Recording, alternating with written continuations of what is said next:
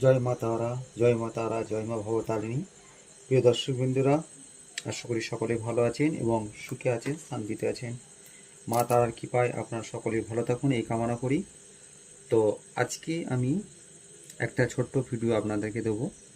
এই ভিডিওটা আপনারা নিজেদের হাত থেকেই বুঝতে পারবেন যে আপনার হাতে পরিস্থিতি কী এবং কী সাফল্য আনবেন। আপনার এই যে এটা হচ্ছে হৃদয় রেখা।